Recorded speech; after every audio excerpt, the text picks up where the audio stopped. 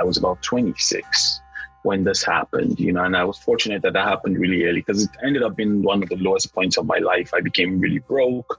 We became homeless, traded down 3 cars, because we were running out of money, and I needed to feed my daughter. And we eventually became, we didn't have any money to pay our own rent. So moved in with my sister. And, my back was against the wall. I was reading a lot. And that really was the moment of discovery and understanding for me, My father told me life is not a bit. This is Origins Africa podcast, where we explore the origin stories of people who have made and are making their dreams come true, asking the what, the when, the how, and the why. I'm Osheye, and on this episode, we explore Kola Aina's origin story. Kola is the founding partner of Ventures Platform.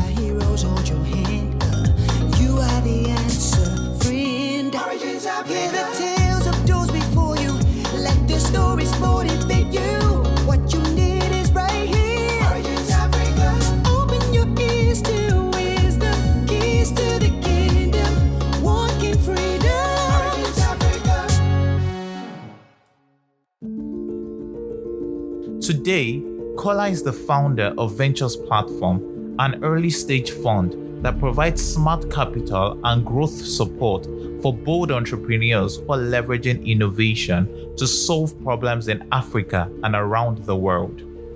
Beyond capital investment, Ventures Platform provides the necessary infrastructure for these entrepreneurs to thrive through its co-working business, Ventures Park.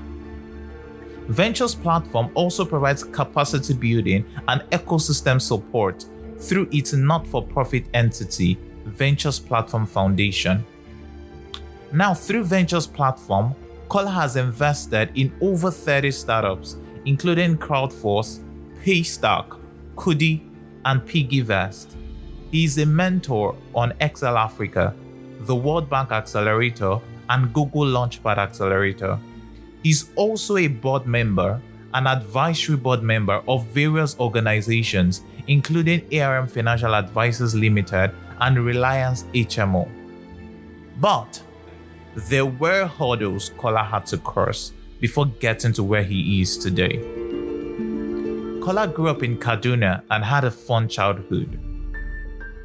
Kaduna was a, very cosmopolitan city with, it was lots of fun. I grew up right in the heart of the city, went to some of the most popular schools in Kaduna at the time. My primary school was Sacred Heart School. My secondary school was Amani College, and so it was quite an active youth. I played basketball. I rode my bicycle a lot to very distant places I wouldn't let my kids. I probably wouldn't let my kids out of my house unaccompanied today. But, Okay. In my time, I would ride my bicycle for miles on my own. Life was still quite innocent then. And then, as I started to get older, I started to become, more involved in socializing and going out and hanging out. Kaduna had all of that. At the time I grew up, Kaduna was like the Lagos of the North, and even in some cases was toe-to-toe with Lagos in terms of social life and youthfulness. We asked Kola his fondest memory from childhood, but the one that I would never forget is I was in my secondary school, towards our graduation, we had a prom night, and I remember being nominated prom king. Oh, interesting. And and I had my prom date, and I remember that I had like a godmother, God bless her soul. She's late now. I love her to death. She, for whatever reason, got into my parents' head and told them that they shouldn't allow me to go to the after party for prom. because, the kids get up to no good at those parties. And so as prom king, I didn't make the graduation party, which was, it was not only for a child for a kid my age, it was a huge embarrassing disappointment.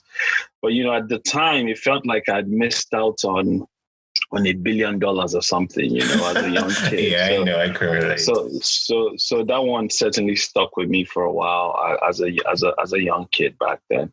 There is also the fact that I had an accident that I don't like talking about very much when I was younger, an episode, and I actually have a bit of memory loss about those earlier years, which I've talked about once publicly when I spoke at TEDx Houston. And so a lot of my recollections of those earlier years are rather faint.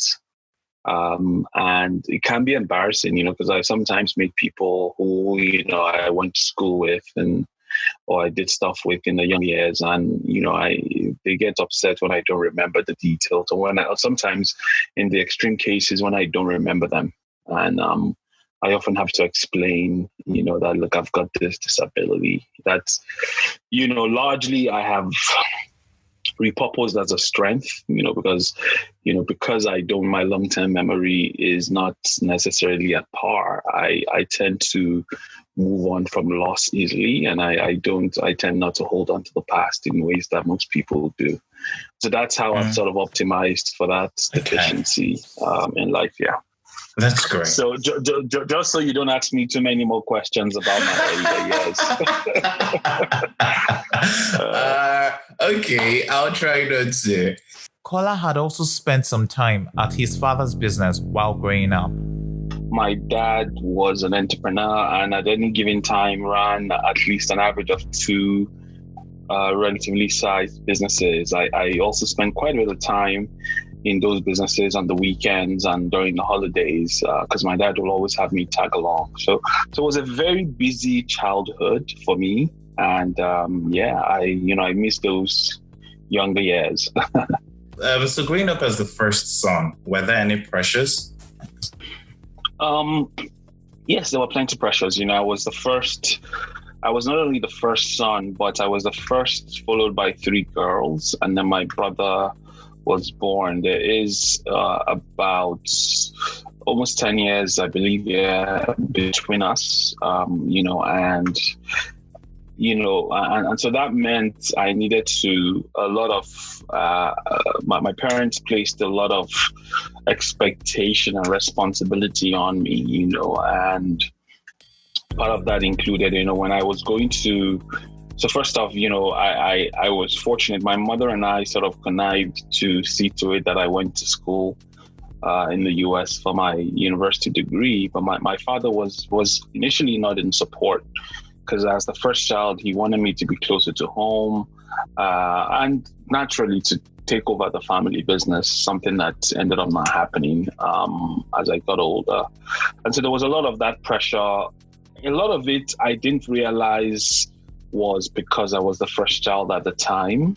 I just felt, well, this was just the way it was. My father would, wake me up early in the morning when he woke up. On the weekends, I would have to accompany him to the office, and they would always remind me, that your siblings are watching you and coming behind you, and you don't realize how much of pressure it is until you get older, and I think you start to maybe introspect, and you start to practice mindfulness, and it sort of starts to create an awareness of some of your motivations and some of the things that drive you. I think certainly being a firstborn male Yoruba son of a very entrepreneurial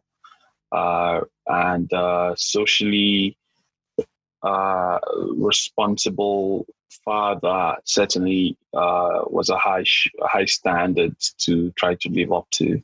My parents also, were Christians and became quite religious at some point, and so there was now also the added added toga of living a wholesome Christian life, which we always grew up, were raised as Christians. But, I think that also then added another layer of expectation, and even when I moved on to university, my mom, every time I called her, the call would always end with, remember that your siblings are coming after you. But fingers crossed, thankfully, it looks like things turned out all right. My siblings all, as I say, my parents always remind me that, well, you did all right and you set a good example for your siblings. So yes, that pressure was intense. It was there.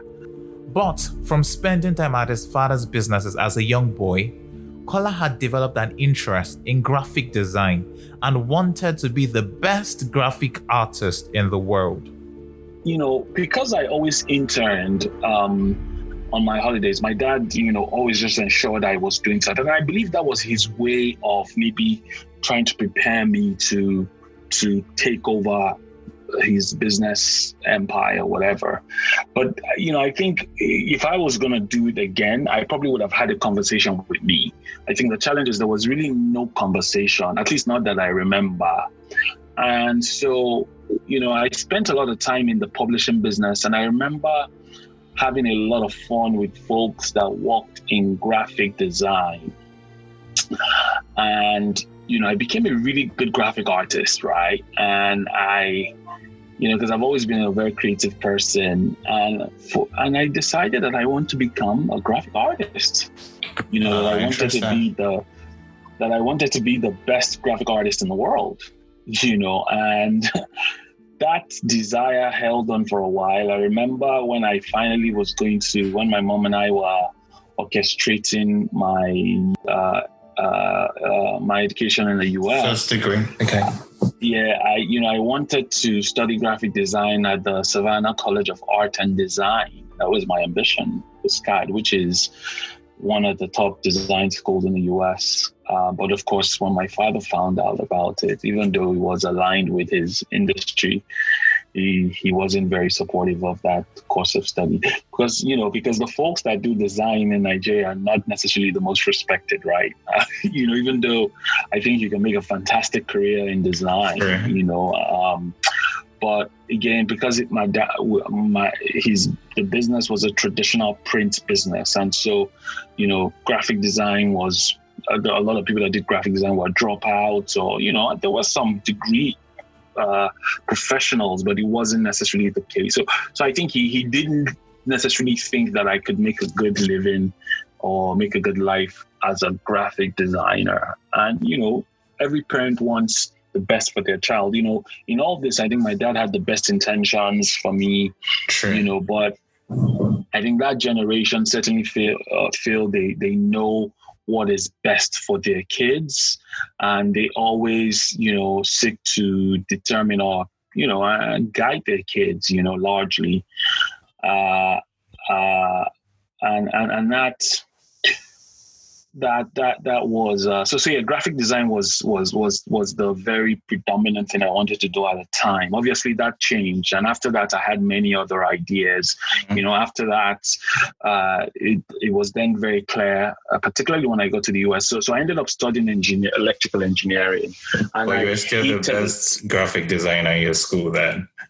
Yeah, I was. I mean, I hated electrical engineering, but I still continued to practice graphic design. I did it. I earned a lot of money doing graphic design in the US. I actually had a logo that was shortlisted for the Charlotte Bobcats, and did a lot of graphic design work for different organizations for my school. But by the time I finished my undergrad, it was clear to me that I finished in 3 years. Yeah, I finished, I hated engineering so much, right? Or disliked it so much that I wanted to be done as soon as possible. And so I bum rushed it. I took multiple credits, finished in 3 years with honors. At the time, fax machines still worked. I faxed the degrees. Yeah, I read that. And literally started plotting my next move. And my next move was literally, I wanted to end up on Wall Street, doing M&As, right? And So how did the change happen from graphics design to you wanting to work in Wall Street doing M&A? Well, so I guess while I was in engineering school, by the way, I wasn't reading anything engineering except studying to pass my exams. I was doing so I was day trading. I was buying stocks. I had a brokerage account with E-Trade, I believe, at the time. And I was actively trading. And so I had come to see how owning equity in businesses was really a great way to build wealth, right? And so I was very fascinated with the ability to have a hand in multiple businesses without necessarily running them, right? And so, I continued to, trade equities, and I'd also then apparently, certain seeds had been sown in me to be an entrepreneur early. And so for me, it was really about, okay, how do I sort of figure out how I will build a career in investment banking, right? And so I thought, okay, I'll get an MBA, work in corporate finance for a while, go to law school, because I really wanted to understand how to structure deals, do a degree in corporate law, and end up becoming this lawyer that structures M&As and acquisitions and things like that. And then eventually start up an investment entity I didn't know if it was going to be a fund, an investment banking organization, a hedge fund. I just knew I wanted to trade in finance, right? And this was purely off of my personal practice of day trading, and which I had become really good at the time, and that was the journey, and I was taking that step. I mean, at the time when I got that call to move back to Nigeria to work in the family business, I was just prepping to start law school, which is why I sometimes say I dropped out of law school.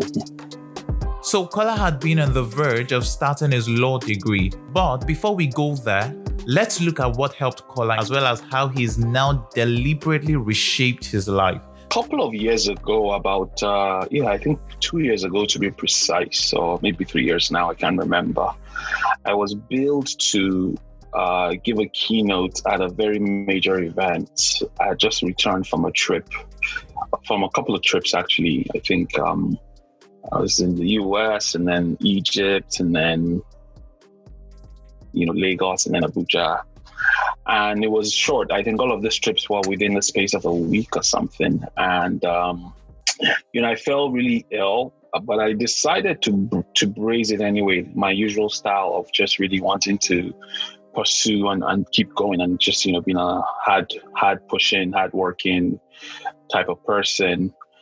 Cut the long story short, I ended up collapsing the night before the keynote, and I was hospitalized for over a week.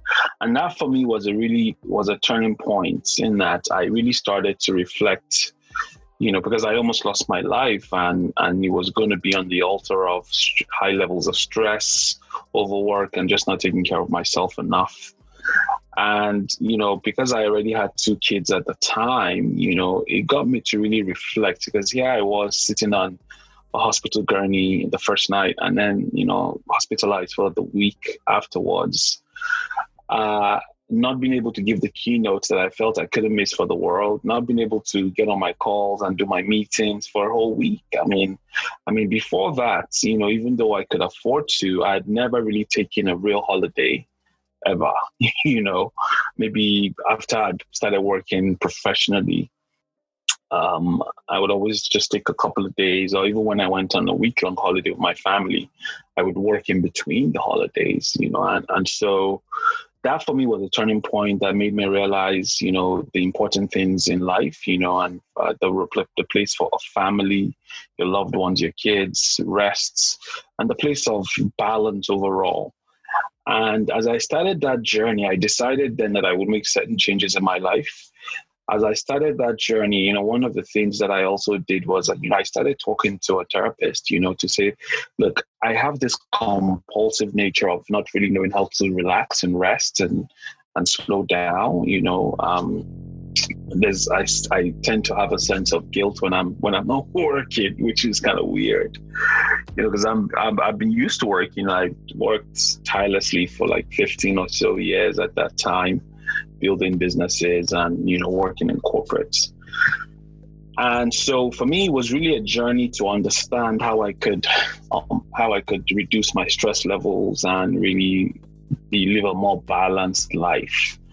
And surprisingly, that process took me back to my earlier days to try to understand my motivations. What were the things that motivated me to want to be successful, to be a business person, and to push myself as hard as I have, or I still do to some extent. And that really got me to start thinking about my youth, my earlier relationships, my earlier motivations, and how I was raised and all of that. And in doing that, came upon a bunch of some good things, some things that I would prefer that maybe were different. But and so that process has really been one of just understanding the past in a bid to optimize the future, because our lives are a continuum, right? And everything we are today is the sum total of our prior experiences. And everything we would be in the future is the sum total of the things we do today and going forward. And so as someone that's constantly looking to optimize the future and improve the future, my obsession these days is figuring out the things I can do today to improve my outcomes and the outcomes of my other stakeholders, including the entire continent and the world in the future. I hope that sort of makes sense. Yes, it does. It does. Thank you. So would I say maybe it was fear of failure that pushed you then to want to keep working without resting?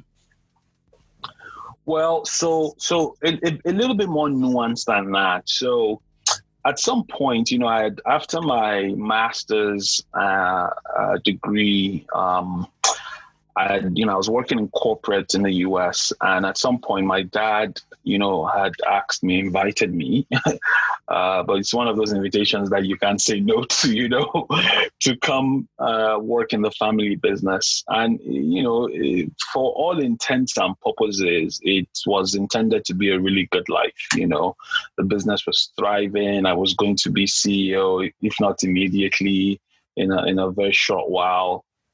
And even at the role I was coming in, I had all the trappings of a young exec, official cars, house, driver, and even as reluctant as I was, again, because I was raised to be an obedient son, and I must say an obedient Yoruba son, I'm sure some of your listeners can figure out what that means. I somehow just accepted, even though it was super inconvenient. I just moved cities. I was about to actually start another degree, a new job, and I literally had just gotten to the new city I'd moved to like 2 days ago or 3 days ago, and I packed up in a couple of days. I moved back, again, this speaks to how a number of young people are not really raised to be their own person, right? But I always had this nudge that I wanted to do my own thing. I wanted to. I had certain desires and certain goals I wanted to achieve. He returned home, and it ended up being the most high stress time of my life. Because my dad and I couldn't quite get along in terms of the business. We didn't agree on many things, and I certainly was very opinionated. He also had his ideas, and eventually, I decided to walk away from the business, which is always tough when a son decides to walk away from the family business. That's never an easy conversation. What exactly did you tell your dad? Well, I can't really remember the details of the conversation, but it wasn't a very good conversation. Let's just put it that way. It was pretty much, dude, I'm done. I'm leaving. It didn't take it very well as one would expect. And at that time, I had gotten married. I already had my first daughter, so it was moving into a lot of uncertainty. This was also the time when the U.S. was I think just in the middle of the recession in 2009. I hope my dates are right now. I think about 2009/10. And so I packed all my stuff, and I really wanted to get as far away from the situation as I could. So I decided I was going to move back to the U.S. Because I was really worried. The choice was, do I want to keep my family whole and my extended family? Because it was starting to affect in my mind, the happiness and equity in our family, in our extended family, because it had, the stress the conflict had extended to my mom and my siblings and all of that. And so I decided to move back as far away as possible. So I moved back to the US, and that really was a turning point in my in my career, because there are many things that happened, but one of the takeaways from that was it now felt like I was on a mission to prove that I could make it on my own, right? Because I had just walked away from what was supposed to be a life of luxury, where this empire was being handled, and it was a very good empire. My dad ran the largest publishing business in Nigeria at the time.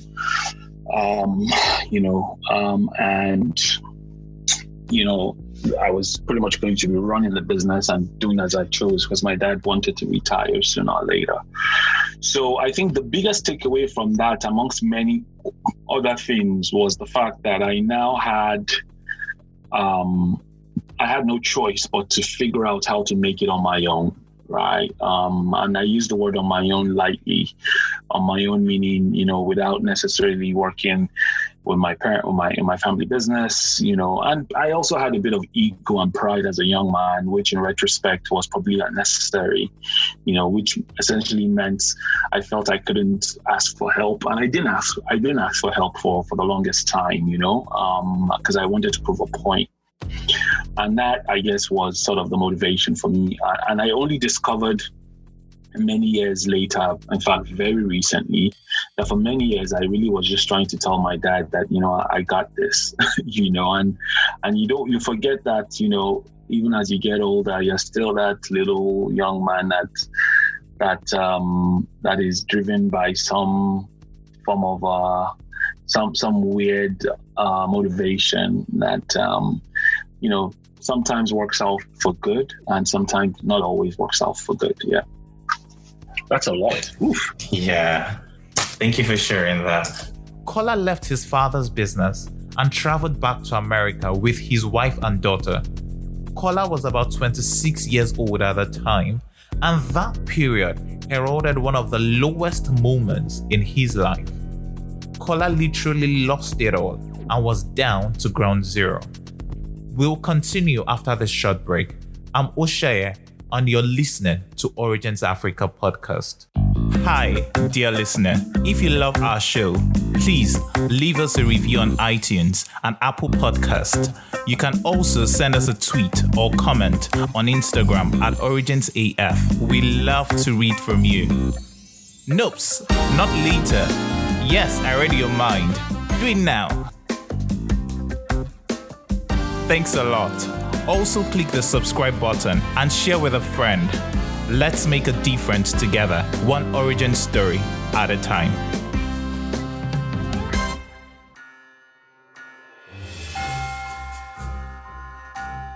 Hi guys, welcome back to Origins Africa podcast. Kola returned to the US with his family, and it was during that period, one of the lowest moments of his life, that he began to explore technology as a career.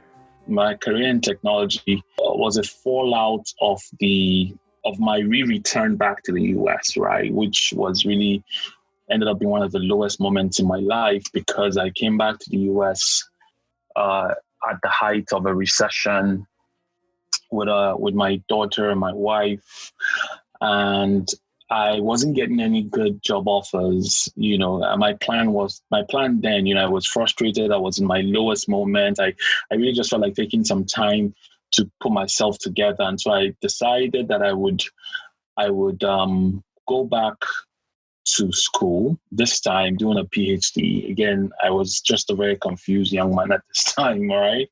Because my M&A dreams, my law school dreams had been side-railed, right? And I had a family to support. So I was gonna get a job and go to do a doctorate part-time. And that didn't work out. Not that I didn't get job offers or I didn't get accepted into the programs that I wanted to, but rather I didn't get the kind of jobs I felt I deserved for some reason. And this is one of the things that I think some young people struggle with. I had a false sense that because I had been working in my family business and I had all those luxuries, I felt that I was above certain things, and I really wasn't prepared to make any.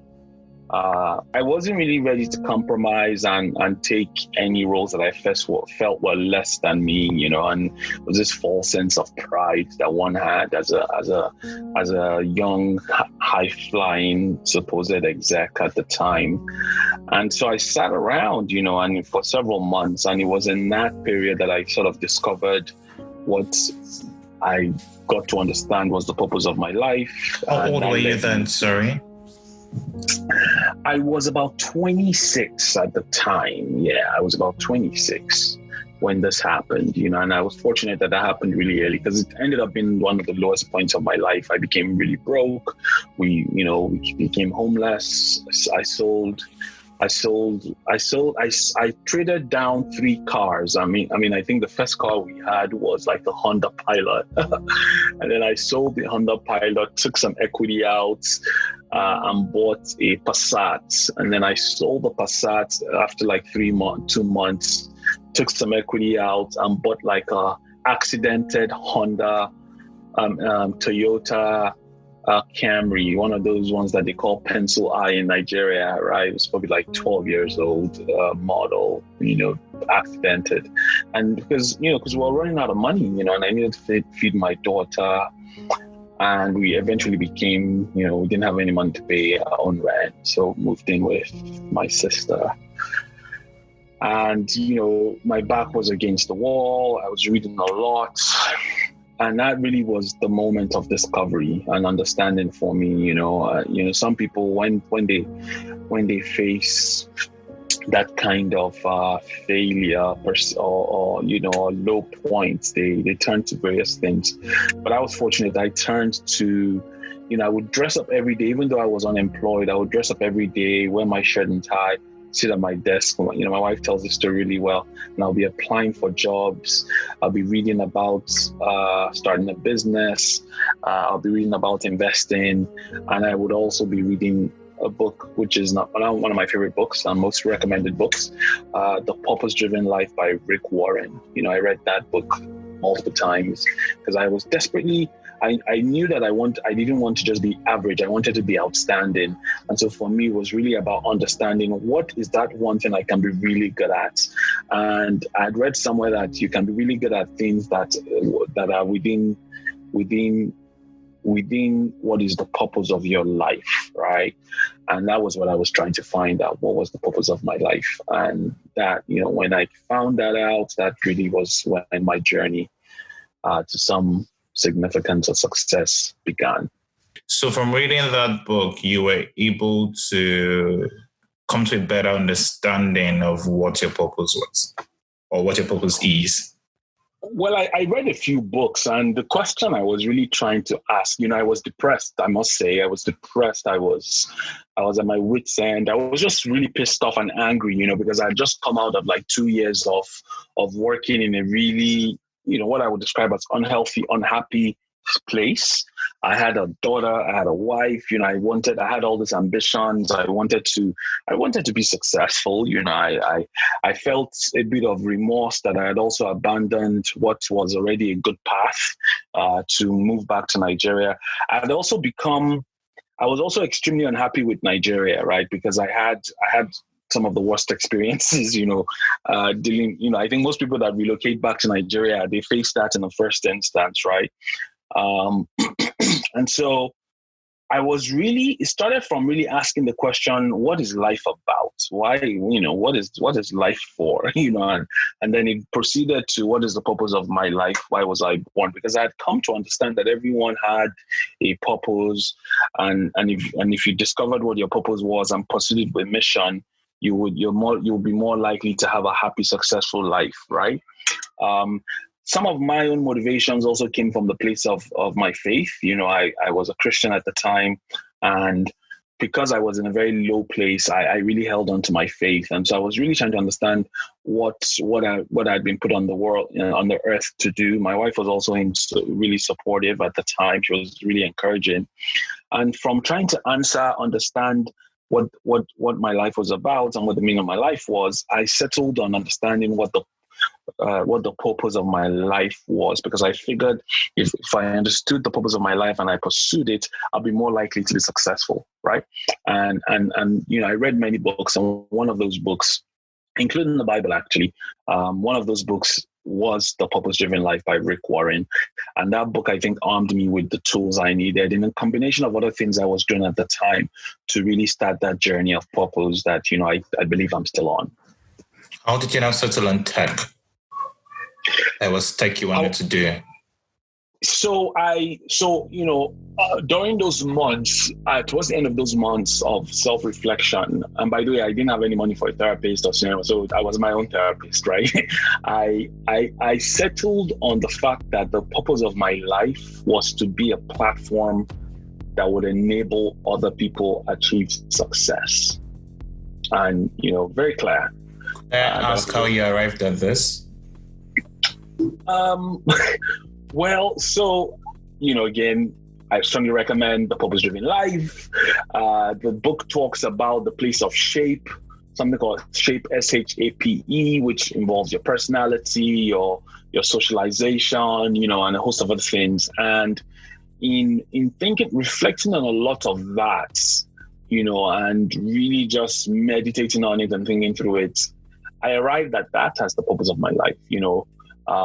Again, there's a lot to unpack when it comes to sort of coming to the place of purpose, but it's really lots of introspection, lots of reflecting on things you enjoy doing, your socialization, your patterns and things like that. And I don't think anyone can do better justice to it than Rick Warren himself. So I strongly recommend that listeners, check out that book. It's written by a Christian pastor, but it's a book that is useful for everyone, right?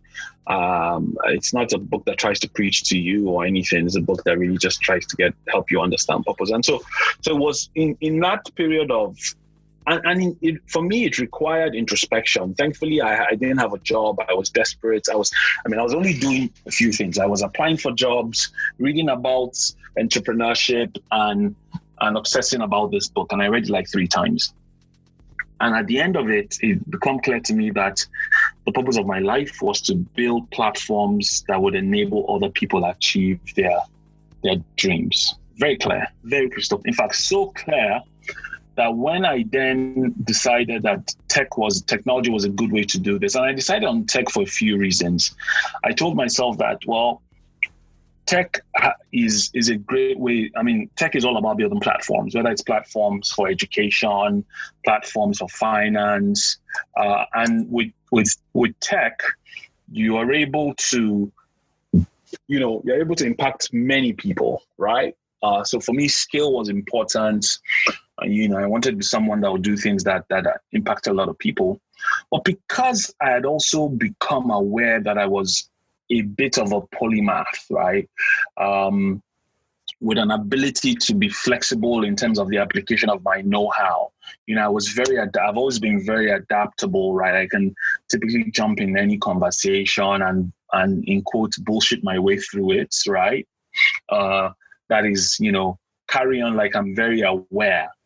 Even though I need to go back and do my research at the end of the day, I think that salesman streak. So I wanted something that would allow me build platforms in different sectors, and that I could, make money, but still impact people's lives positively. And, tech was, I was investing in the little money I had, or rather no money I had, in lots of tech stocks at the time. I remember my Google stock was popping then. So I really wanted to be like one of these guys, But the problem was I couldn't write any line of code, right? So I started looking for someone to partner with, and I ended up meeting my co-founder. You didn't want to learn? You thought it would be better to get a co-founder who could code? So I'd also come to learn something early, I think, and I had learned very early about the disciplined pursuit of less, right? That it was important to just know, as much as you're a polymath and you'll be a generalist about many things, if you wanted to build the best tech company or the best software company, you needed to have the best engineer, right? Not an engineer that was average, and I had drank the Kool-Aid of partnerships, of co-founding, again, because I was investing in lots of tech stocks already, with the little money I had. And so, the whole idea of having a co-founder was very cool to me, or seemed very sexy to me. Also, don't forget that I was fatigued, right? I had just come out of several months of unemployment. It's not like I had any money to start this business. So it needed to be a business so I couldn't even pay for a course or anything. Okay. So it needed to be a business that I could start with what I had in my hand, right? So I knew that I could talk my way through anything. I could do great PowerPoints. I knew a few people. And so I needed to look for someone else who had the other ingredient, which is who knew how to write code. So it was really about optimizing for what I had, right? Okay. And the other question I was asking myself is, what do I have in my hand now? What do I have now and what can I start with now, right? And so I met my co-founder very mysteriously, I believe through a third party. I shared my thinking with him. He also was he was already a pretty good software, pretty full stack software engineer, probably one of the best software engineers I've met in my life till today. I always say that about Chuka. And we agreed to explore starting the business. I remember he visited me once at my sister's apartment then. And we decided that day that we were going to start a software company that would build software in the DMV area and eventually expand maybe to Nigeria.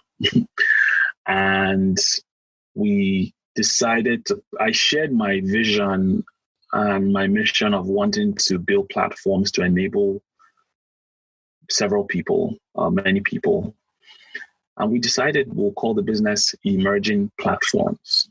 And I remember that night we drew the logo by hand. My sister was an architect, and she pulled out her laptop and she actually designed the first logo that night. What year was this, sorry? This was 2009, I want to say. Yeah, 2009. Correct. Okay. Yeah. The business is 10-year-old by the end of this year. That business, by the way. So it was 2010, sorry, to be precise, I believe, early. And yeah, that's how that business was born. That's how I got into tech. Fast forward, I eventually moved back to Nigeria. Business took off. And that business, obviously, there were several battles. It wasn't automatic. But that business eventually gave birth to several other things I've done, including Ventures Platform. And as they say, the rest of the history is still being written. Okay. Could we dwell on that a bit? So you returned to Nigeria. I'm guessing you returned with your family. Yeah. I returned with my young family at the time. Okay. And started from the bottom, as they say, from the bottom. Okay. Where did you stay, and then how did you gradually grow it? So I moved back. So as this business started to take off, I then had the courage to come back, because I was going to come back and we were going to try to build a software company that would serve small businesses, government agencies, anyone that needed tech, right? And our goal was going to try to be better priced than the large global companies. We would do open source software, but we would also approach, because we were so small and we were not powerful, would approach our potential clients with a proposition to build them a proof of concept that would allow them use the software, use whatever we built, and only pay us if it worked, right? Which is a pretty audacious move for Nigeria, where people don't always abide by contracts. But what it meant for us is... Were there a few disappointing experiences? Oh, several. There were several. In fact, one of our biggest breaks, I always tell the story, a project that ended up generating billions in revenue, right? Many years later, the process of bidding, pitching for this project involved probably an excess of 5 presentations to like 100 people, right? Can you imagine some of the most intense meetings to pitch, right? And they would ask the toughest questions, very cynical crowd, really tough questions. And in between the last presentation and when we finally got invited, there was like a year between the last presentation and when we finally got invited. Oh, wow. and eventually signed the contract. And, that ended up being one of our most sort of to date, one of our largest accounts to date, right? And then you had to wait till late in the night for that meeting to happen. Yeah, this is actually another one. That's another one. So that one was our first. So this one I just described, you've read some of my stories a bit. This one I just described was probably one of our largest accounts, right? But what you've described was our first big break, right? Where we had a 12 noon appointment.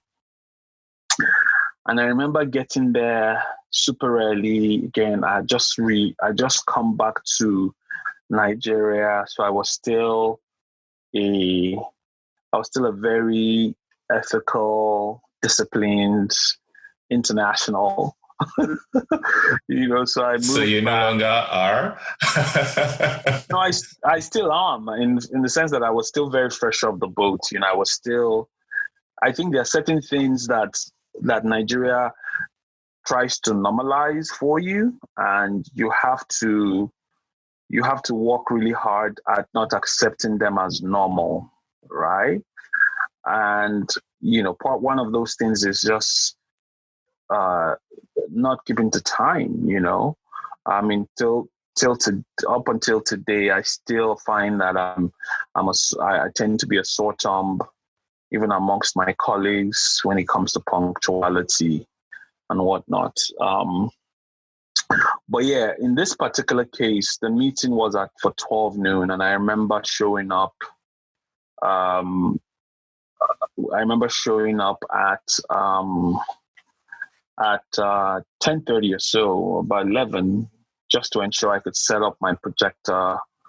One of the sweet things about my early days there as well, just as sort of a one-man demo squad, because there were only 2 employees, right? And so I would be the salesperson, I would be the after service engineer. I was many things, so we weren't rushing to scale our team overnight, right? We were growing steadily. And I remember on this day, of course, I showed up with my own projector, my printer, my scanner, just in case. Oh, wow.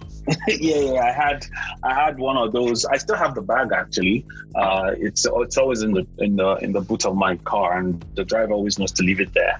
And the idea was, if I needed to edit the proposal, I would type it right there, print it, and have it delivered. So there was no, we were just in time. We also had our projector, so that there will never be an excuse that they didn't have a projector. And so I remember that day I came an hour, 30 minutes ready, and I asked for where to set up for the presentation, because there were going to be 2 other companies presenting. And I think I waited at about 1 p.m. The person I was supposed to see, the present to, walk past, was heading out, and then I think a few minutes later, the assistant came and said, well, it looks like she's not going to be back soon, so maybe you can just go, we'll call you next time, or call you back. I said, no, I'll wait, I'll wait. So I kept waiting. I mean, cut the long story short, it was past midnight that day, and this is not conventional, right? Most people don't hold meetings at midnight, but that became our big, our first sort of account that was closed. But it was really resilience, being gritty, and just sticking it through. Why didn't you want to return? Or you had tried several times, it hadn't been successful, and you said, today I must see, even if it's too late in the night? Well. So first of all, you have to recognize that I had just come back to Nigeria, and one of the things that I determined in my return back was that it had become my first foray into coming back to Nigeria had taught me that Nigeria wasn't necessarily the most disciplined place, right? That people didn't necessarily always keep their word, right? And so I was very determined that I would do whatever it took within what is ethical, right?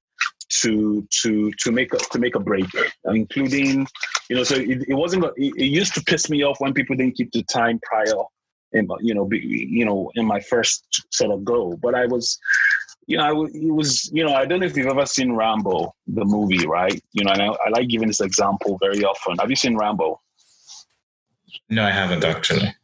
Okay, you should go see Rambo. I mean, Sylvester Stallone is the actor in Rambo, and there's this scene. Well, much of the movie is actually him shirtless in the forest. There's this scene. I have the picture on my computer where he's holding this massive automatic weapon, and he just looks relentless. I mean, he's been through it all, but he's not giving up. He's just, and that was really my mindset at the time. I'd become very obsessed with being making a success of the business, and I wasn't going to take no for an answer, right? And I knew that we had the right product for this organization. I knew I just needed to get in front of the decision makers, right?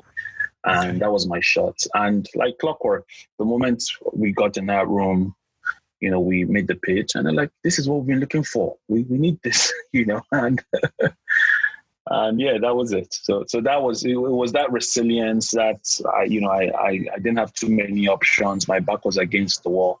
Again, I don't know that always works, because it could be seen as obnoxious. Maybe I was obnoxious at the time, but I was determined to be relentless. How long did it take from when you returned to when you had this big break?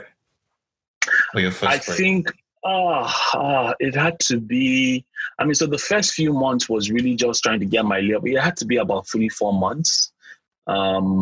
I remember our first office, I couldn't afford an office, but I had a few friends who, I'd been in Nigeria. They had they had this really large office space, and I got them to sublet a small space to me, which was kind of maybe some people would have just thought I was corny, because the maybe what I could have just done was I could have just sat in their office where I work. But I was really determined. So I always took myself very seriously, right? I was determined to design the space. I had wallpaper, that made the office look much larger. It was the size. It was smaller than your average bathroom, right? But it looked like a massive space because of the wallpaper on the wall. It was very serious. Even though it was just me, I had tables for 3 people, and and so the first few months was really just, and it was the early days of mobile apps. And so we were determined that we would help organizations leverage mobile technology and build apps and things like that. And so we're just mocking up different ideas, networking, setting up office space, and just really trying to get that first break. And I think it was about 4 months in that break came through. So looking back through your journey, what mistakes did you make, and what lessons have you been able to deduce? Yes, I think I've made the same mistake twice, and they say never make the same mistake twice. So the first mistake was, when I came back, there are several mistakes, but one that really that is my obsession today. When I came back to Nigeria, again, because I was desperate I really wanted to make a break. I including emerging platforms, I also had like 2 other businesses that I was trying to run. I was trying to do a training consultancy, and I think I had also registered. Yeah, this is an interesting nugget, because I knew that ultimately at some point I was going to do investing. I had registered an investment company called, I love the name, it's very funny, Paradigm Diversified Capital Limited or something like that. Because the idea was I was going to invest in various paradigms, right? But I had no money to invest, right? So, but I was busy, doing 3 businesses stupidly, so obviously that didn't work out really well. And again, I was reading something, and I stumbled again on something I'd read a few years before, The Disciplined Pursuit of Less. Because I was becoming frustrated because, I wasn't seeing any significant traction. And so I took the hard decision.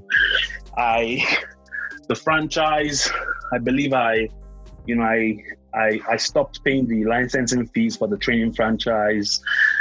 I shut down the investment company and just doubled down all my attention on emerging platforms. And that was really the starting point where things started to turn around. Now I say, sometimes I feel I've made the same mistake twice, because, as emerging platforms, became successful, then you start being tempted to also become even more diversified and doing many things. And I think there's very few businesses in the world, or very few people that succeed at doing many things. And even where you succeed at trying to do many things, there's a huge cost component. That cost is either your health, your family, or just the quality of your relationships, right? And so that's one sort of mistake that I think a lot of people make.